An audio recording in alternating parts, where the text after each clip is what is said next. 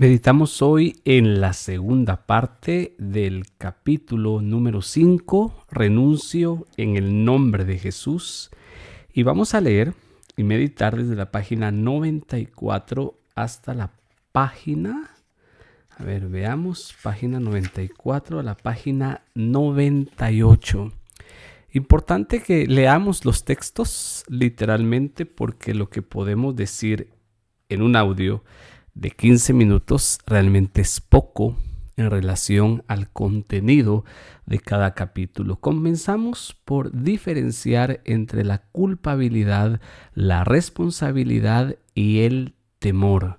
Recordemos que estamos hablando de la renuncia en el nombre de Jesús, y algo que está claro en la Sagrada Escritura y que nosotros debemos de aplicar a nuestra vida es que nadie tiene autoridad para juzgar a otros, ni a uno mismo, porque el que juzga es Dios.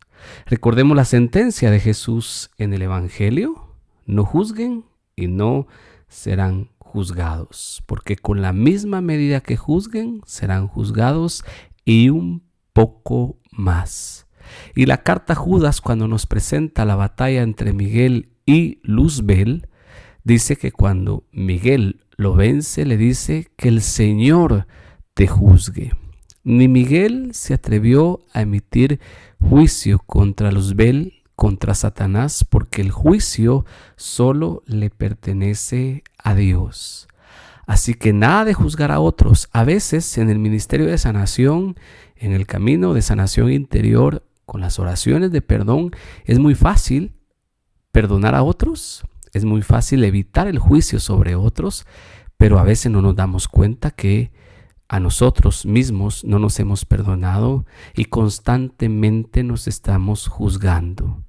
Ni a otros ni a nosotros. Solo Dios tiene autoridad para juzgarnos.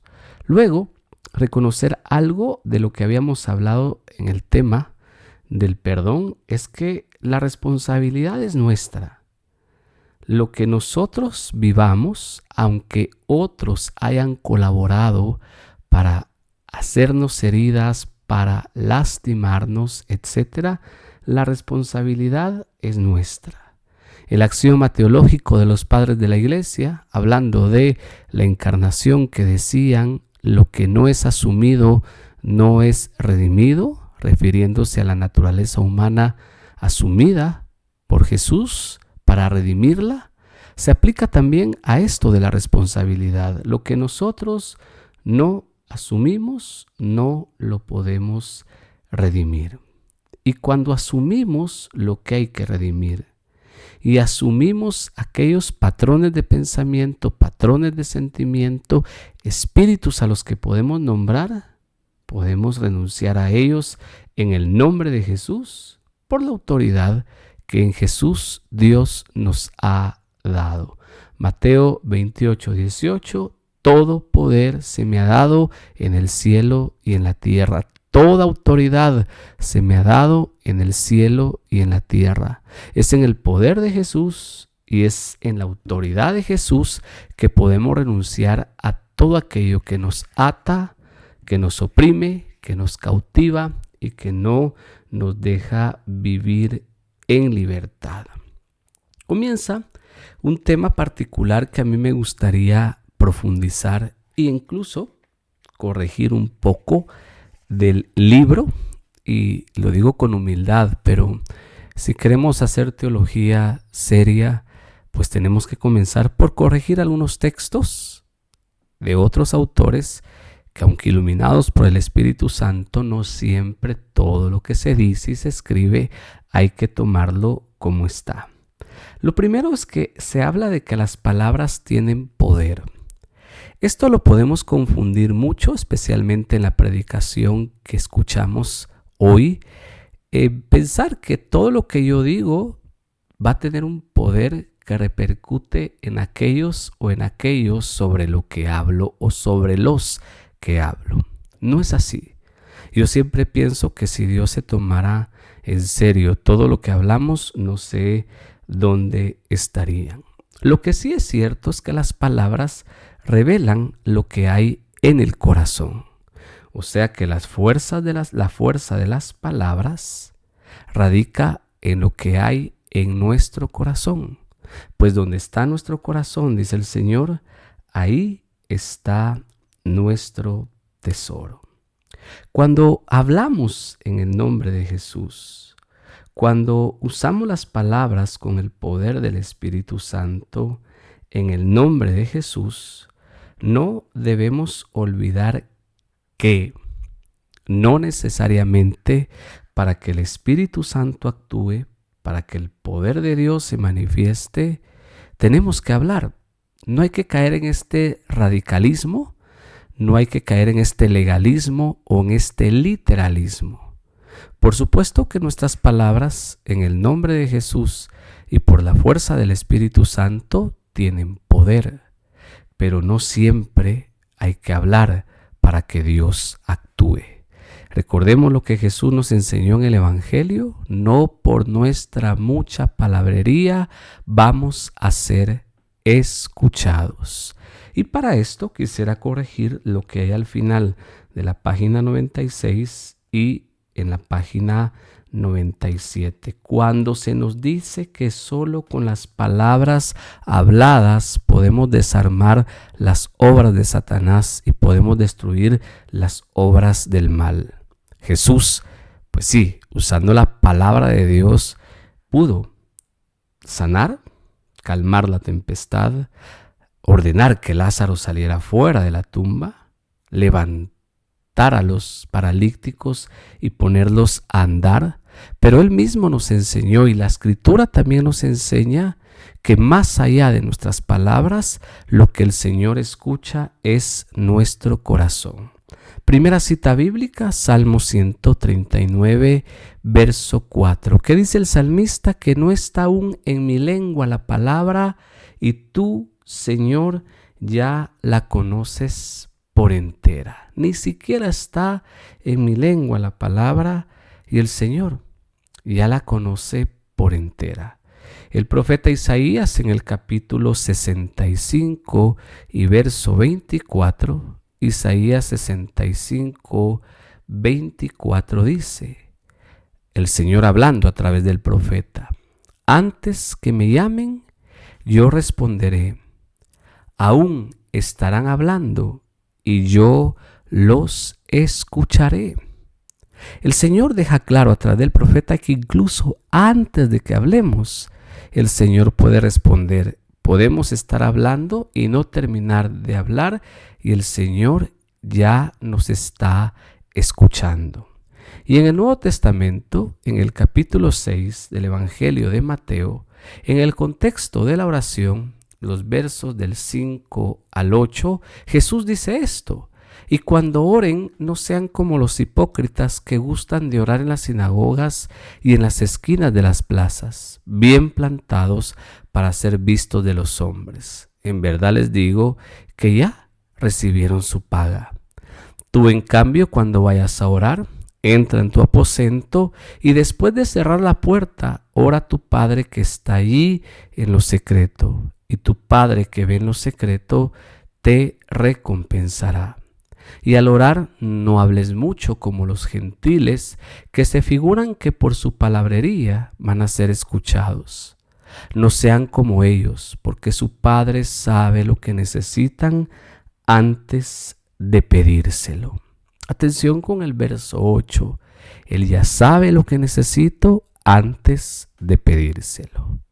Entonces podríamos caer en la paradoja de, bueno, ¿hay que hablar o no hay que hablar?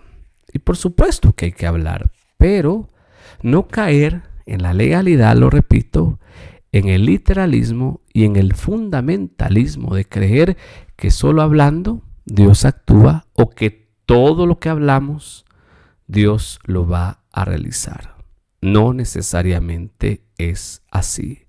Hablando en este caso de oración vocal y de oración de silencio, la gran mística de la Iglesia, que un día será doctora de la Iglesia, estoy seguro, Santa Edith Stein, decía que la fuerza de la oración vocal depende de la oración de nuestro corazón. La fuerza de la oración vocal depende de la fuerza de nuestro corazón, de la oración que sale del corazón.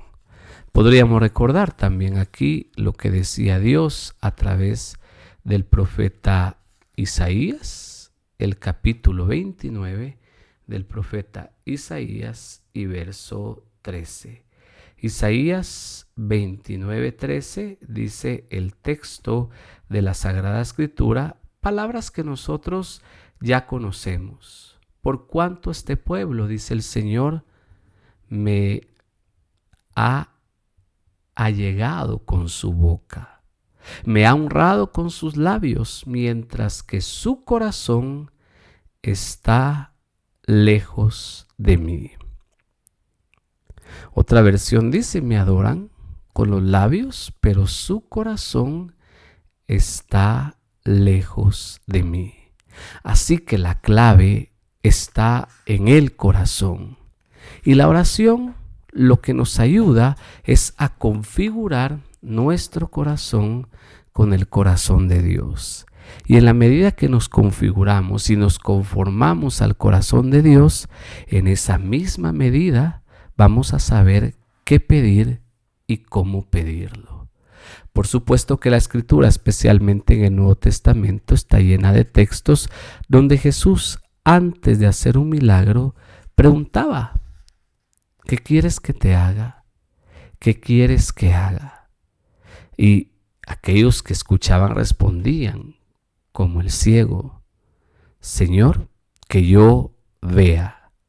Y por la fe de esas palabras y por la gran misericordia de Dios se cumplía lo que aquellos pedían. En este caso, el ciego ve. Entonces, esto es importante.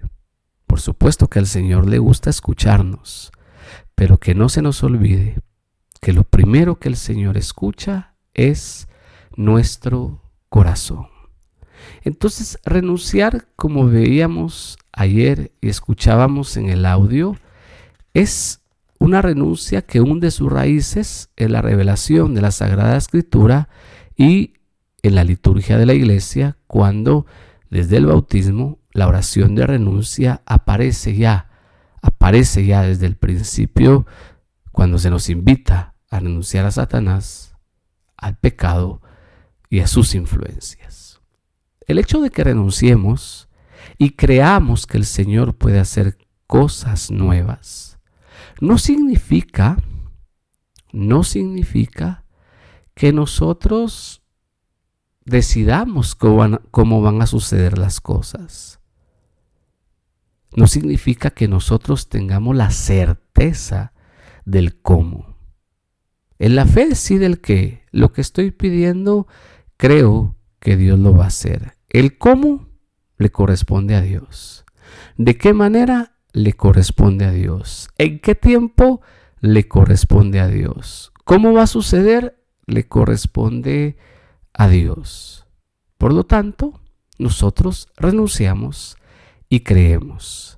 El hecho de la renuncia, y lo advierte muy bien el libro, y esto es importante, tampoco significa que nosotros vivamos haciendo introspección, pretendiendo que nosotros nos vamos a sanar a nosotros mismos. Podemos cometer ese error, podemos caer en esa tentación y pensar que voy a hacer introspección y que todo lo que yo encuentre lo voy a ir sanando. No es así. Es el Espíritu Santo el que nos va a guiar. Es el Espíritu Santo el que va a sacar a la luz aquello que Él sabe que tenemos que vencer, por lo que tenemos que renunciar, y Él es el sanador, Él es el médico. Así que nada, pero absolutamente nada de creer que yo mismo, por mi oración y mis procesos, me voy a sanar. Importante también es que cuando descubramos cuántas cosas son a las que tenemos que renunciar y cuáles son, no caigamos en la desesperanza de pensar, wow, todo esto, ¿a qué horas? ¿En qué momento? No va a ser posible, no puedo, no.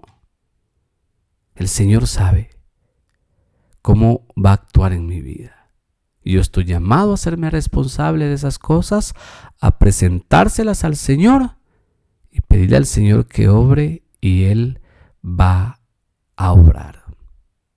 Él va a obrar. Terminamos hoy con la oración que se nos presenta al final del capítulo. La decimos con la fuerza del Espíritu Santo. Señor Jesús, rindo mi vida a ti, confío en ti. En el nombre de Jesús renuncio a Satanás y a todas sus obras y vanidades.